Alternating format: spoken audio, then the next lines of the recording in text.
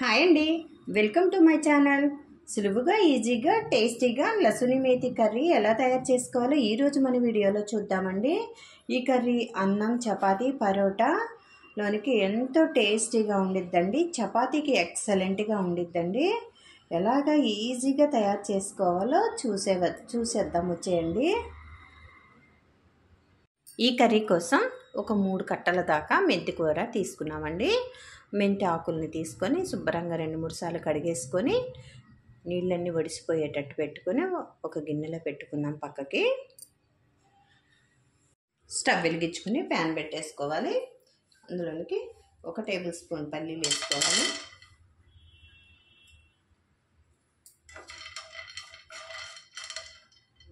ఇందులోనికి 1 table spoon నువ్వులు కూడా వేసుకోవాలి.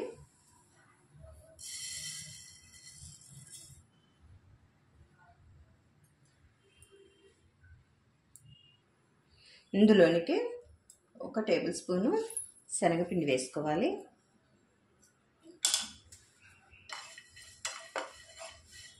మొత్తం వేయించేసుకోవాలి.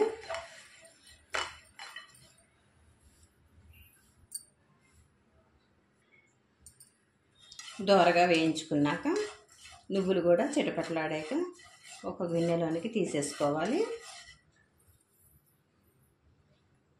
ఈ విధంగా గిన్నెలోనికి తీసుకొని పక్కన పెట్టేసుకోవాలి.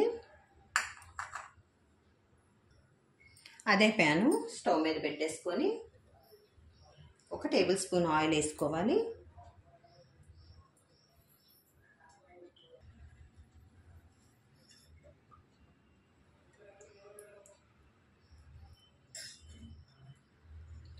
అందులోనికి 4 వెల్లుల్లిపాయలు వేసుకోవాలి.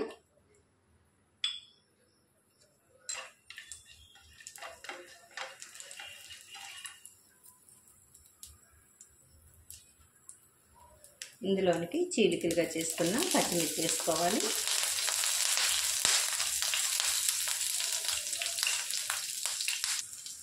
కట్ చేసి పెట్టుకున్న మెంతాకు వేసేసుకోవాలి.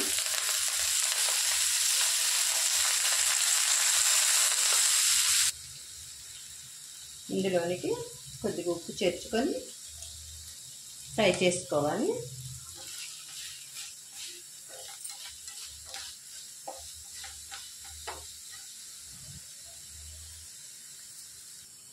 ఒక నిమిషం పాటు ఫ్రై చేస్తే సరిపోతుందండి.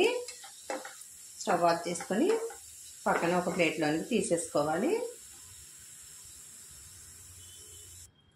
అదే ప్యాను స్టవ్ మీద పెట్టుకొని 1 స్పూనుడు నెయ్యి వేసుకోవాలి.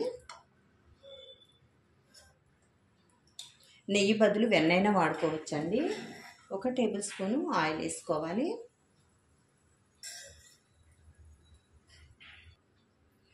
ఆయిల్ వేడెక్కింది. ఇందులోనికి 1/2 టేబుల్ స్పూన్ జీలకర్ర వేసుకోవాలి. ఒక 2 ఎల్లుల్లిపాయలు ఇట్లా కట్ చేసి వేసుకోవాలి. బాగా ఫ్రై చేసుకోవాలి.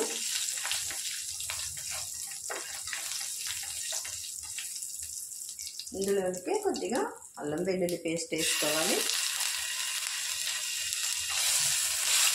పచ్చి వాసన పోయేంత వరకు బాగా వేయించుకోవాలి.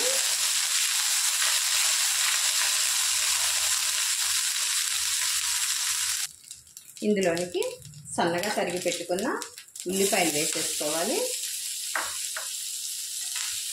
బాగా ఫ్రై చేసుకోవాలండి.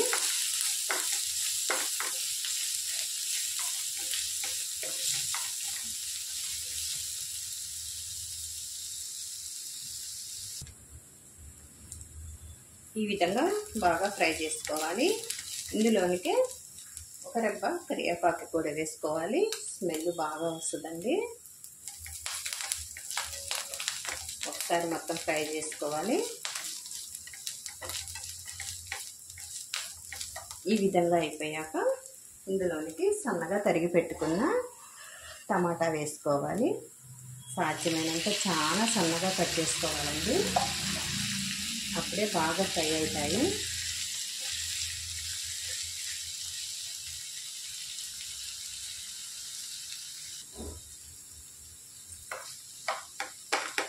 ఒకసారి బాగా కలిపేసుకొని మూత పెట్టేసుకుంటే అండి ఒక 2 సెకండ్లో ఆవిరికి టమాటా అన్నది బాగా మెత్తబడిపోతుందండి. ఒకసారి మూత తీసి చూసుకొని ఈ విధంగా సాఫ్ట్గా టమాటాలు అనేవి సాఫ్ట్గా ఉడికిపోయాయండి. ఇప్పుడు ఇందులోనికి నువ్వులు పల్లీలు గ్రైండ్ చేసి తీసుకున్నాం కదా, ఆ పౌడర్ వేసుకోవాలి.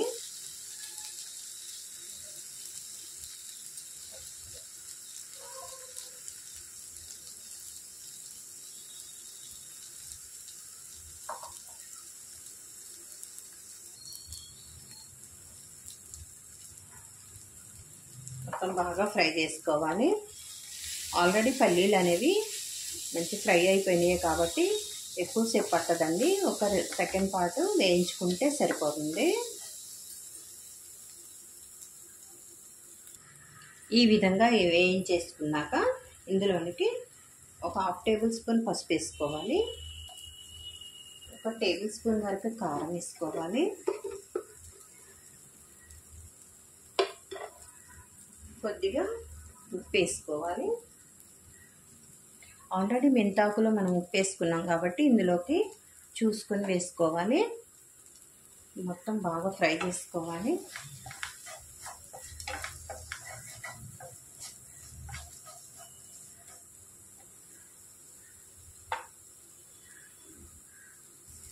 బాగా ఫ్రై చేసుకున్నాక ఇందులోనికి 1/2 టేబుల్ స్పూన్ ధనియా పౌడర్ వేసుకోవాలి.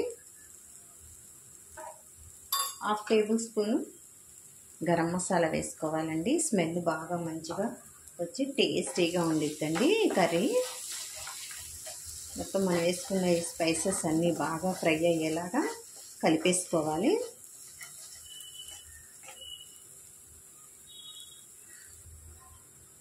గ్రేవీ కోసం వాటర్ యాడ్ చేసుకోవాలి. ఒక 1/2 లీటర్ దాకా వాటర్ పోసుకుంటే సరిపోతుందండి. మన గ్రేవీ కోసం మనం గ్రేవీ ఎంత కావాలనుకుంటే అంత పోసుకుంటే సరిపోతుంది. మొత్తం కలిపేసుకోవాలి.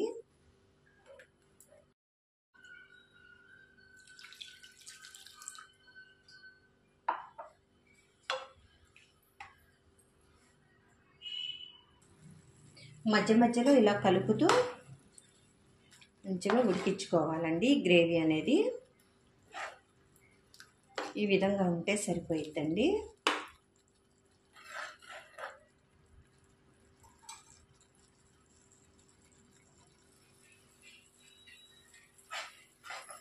ఈ విధంగా ఉడికిన తర్వాత మనం వేయించి ఫ్రై చేసి పెట్టుకున్న మెంతాకును ఇందులోకి వేసుకోవాలి.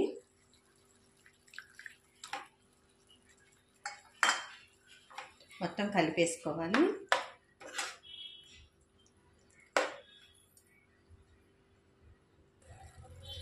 ఈ విధంగా మొత్తం కలిపేసుకొని మూత పెట్టి ఒక 2 సెకండ్లు ఉడికించుకోవాలండి. ఈ ఆకు అనేది గ్రేవీతో మంచిగా కలిసి ఉడికినప్పుడు చాలా టేస్ట్ వచ్చిద్దండి.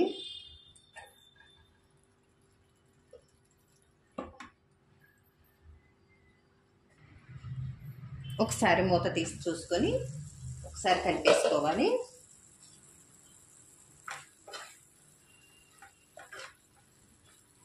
ఇప్పుడు పోపు అనేది రెడీ చేసుకోవాలండి.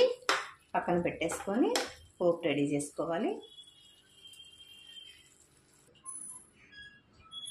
పోపు వేసుకోవటానికి స్టవ్ మీద గిన్నె పెట్టేసుకున్నామండి. ఇందులోనికి 1 టేబుల్ స్పూన్ దాకా ఆయిల్ వేసుకోవాలి.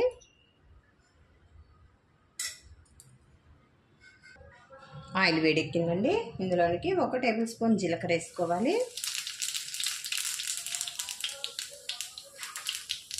ఒక 2 ఎండుమిర్చి వేసుకోవాలి. కొద్దిగా కొత్తిమీర వేసేసుకోవాలి. స్టవ్ ఆఫ్ చేసేసుకోవాలండి. ఇందులోనికి ఒక 1/2 టేబుల్ స్పూన్ కారం వేసుకోవాలండి. కలర్ఫుల్గా కనపడిద్ది. స్టవ్ ఆఫ్ చేసేసుకున్నాక వేసుకోవాలి. ఇప్పుడు ఈ పోపుని కర్రీలోనికి వేసేసుకోవాలి.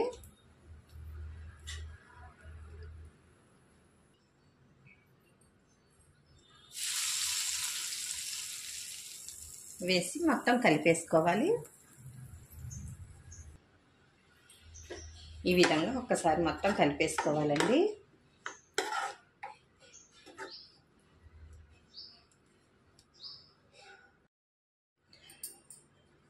రెడీ అయిపోయిందండి. సులువుగా, ఈజీగా, టేస్టీగా లసూని మేతి కర్రీ అండి.